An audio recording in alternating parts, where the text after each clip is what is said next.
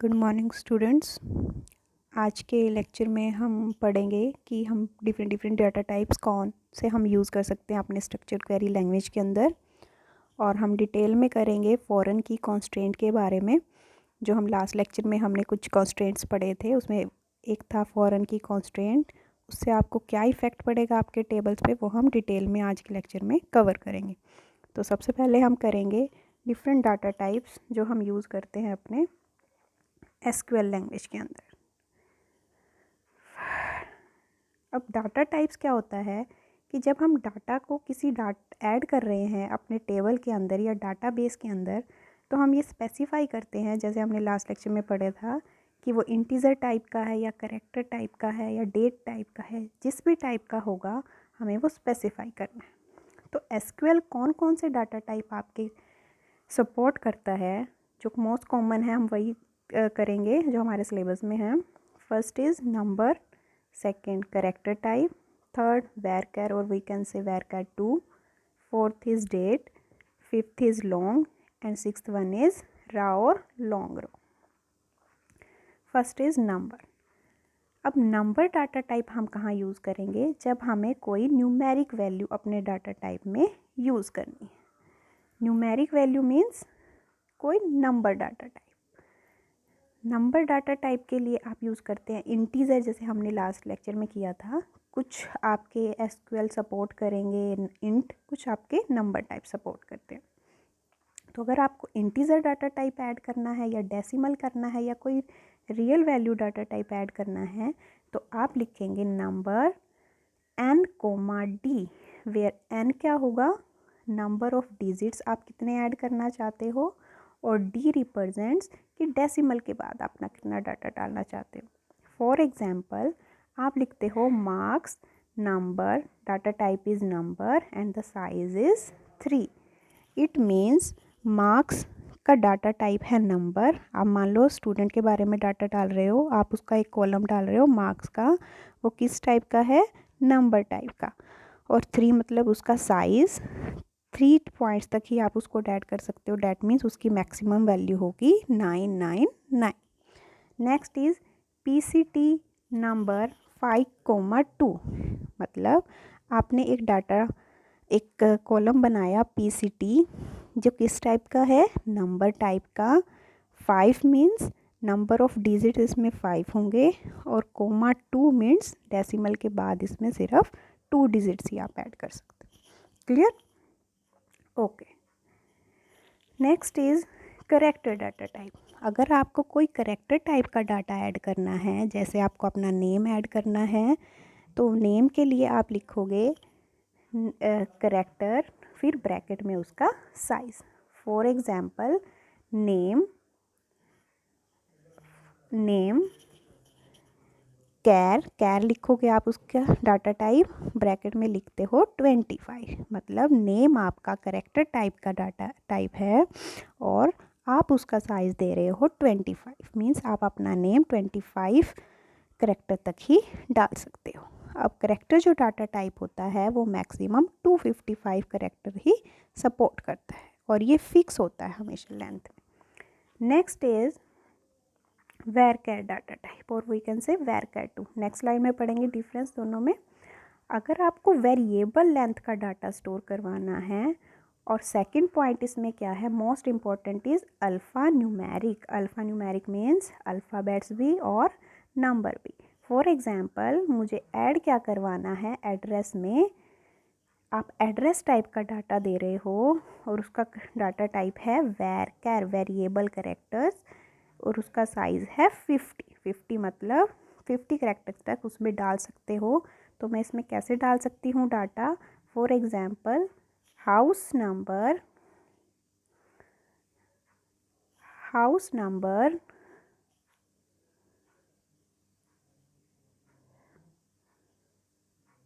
2, suppose आपको ये लिखना है, तो आपका इसमें क्या डाटा है? Character type as well as integer type. इसलिए मैंने क्या किया, एड्रेस को varchar टाइप का दिया। और सेकंड इम्पॉर्टेंट पॉइंट इसमें क्या है कि ये जो डाटा टाइप है इसका मैक्सिमम साइज 2000 करेक्टर तक सपोर्ट करेगा। ओके। नेक्स्ट इज डिफरेंस है आपका करेक्टर वैरकर और वैरकर 2 में। अभी मैंने बताया करेक्टर आपका फिक्स लेंथ के लिए यूज़ करना है आपको और वैरकर आपका वेरिएबल लेंथ के लिए।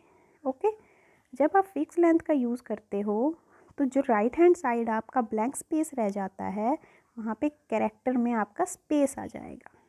जबकि वैरकर में फिक्स टाइप का डाटा क्यों बन जाता है, क्योंकि जब जो राइट पैडिंग होती है, राइट में जो स्पेस आपका बच जाएगा कैरेक्टर डालने के बाद, वहाँ पे आपका नल आ जाता है।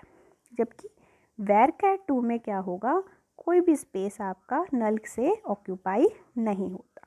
ओके, सेकंड डिफरेंस इज वैरकर आपका 2000 बाइट्स तक स्टोर कर सकता है, जबकि वैरकर 2 आपका 4000 बाइट्स तक स्टोर करेगा। Third is varchar ANSI standard को सपोर्ट करता है, जबकि वैरकर 2 ओरेकल स्टैंडर्ड्स को सपोर्ट करता है। Clear? Okay. Next data type is the date data type. आपको सपोज करो आपकी डेट ऑफ बर्थ डालनी है, तो आप कौन सा डाटा टाइप यूज़ करोगे? Date data type. इसका फॉर्मेट होता है DD, MM और YY। That means date, then month and then year. तो आप लिखोगे DOB, डेट ऑफ बर्थ किस टाइप का है? डेट टाइप का। Clear? Next is long data type. जब आपको बहुत बड़े साइज में वेरिएबल लेंथ का डाटा स्टोर करवाना है तो आप लॉन्ग डाटा टाइप का यूज़ कर सकते हो। ये आपका 2 GB तक डाटा को स्टोर करवा देगा। फॉर एग्जांपल आपको पूरी डिटेल डालनी है अपने डाटा की, तो आप लिखोगे, कॉलम का नाम है डिस्क्रिप्शन और वो किस टाइप का है? लॉन्ग डाटा टाइप का। क्लियर? ओके। नेक्स्ट इज रा और लॉन्ग रा।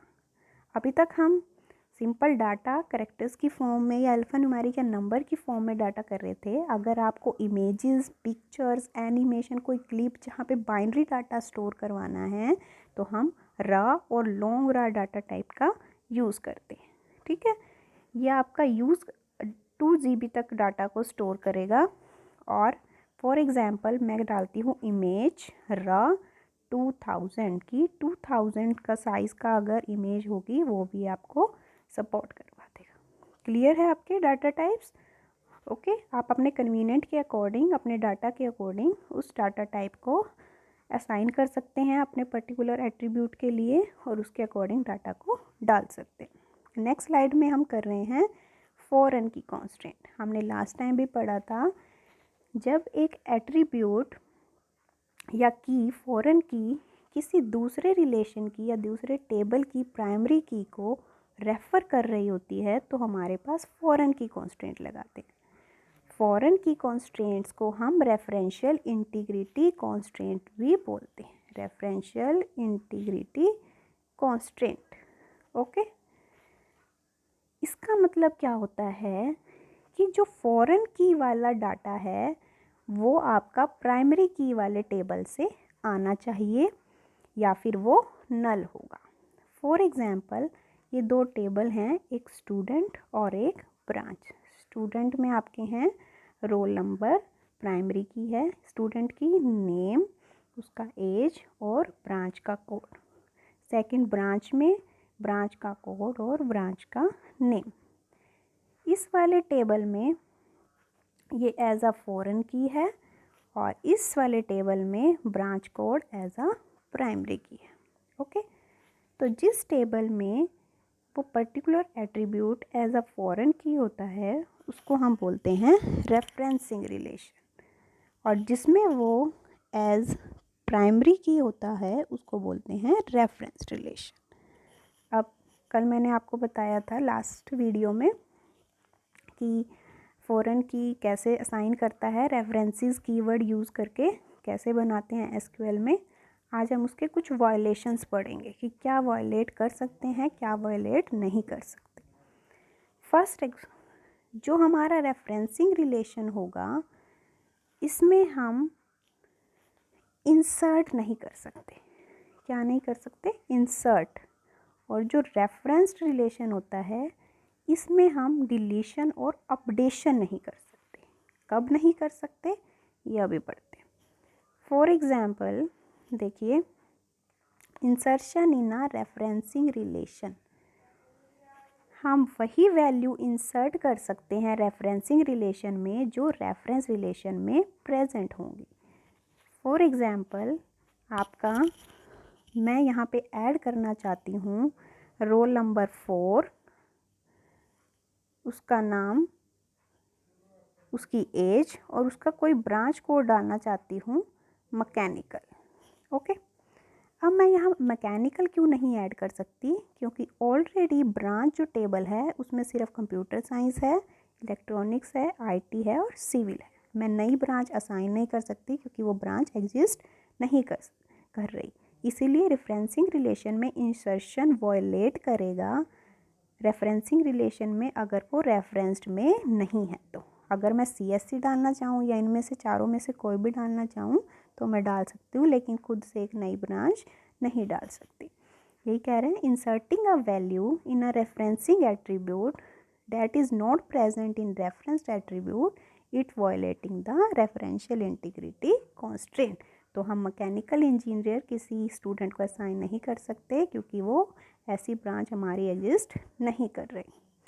सेकंड है deletion from a referenced relation, कि जो रेफरेंस रिलेशन है मैंने बताया इसमें डिलीशन नहीं कर सकते। क्यों? फॉर एग्जांपल मैं डिलीट करती हूँ CS कंप्यूटर साइंस को, तो अगर यहाँ से डिलीट कर दिया तो ये डाटा ऑब्सोलीट हो जाएगा क्योंकि CS जो हमारी ब्रांच है वो एग्जिस्ट ही नहीं कर रही, और जबकि मैं इस रोल नंबर को ये असाइन कर रही हूँ। तो हम ऐसा नहीं कर सकते जब तक रेफरेंस रिलेशन में वो डाटा को डिलीट नहीं करेंगे, जब तक वो रेफरेंसिंग रिलेशन में उसका यूज़ कर रहे हैं।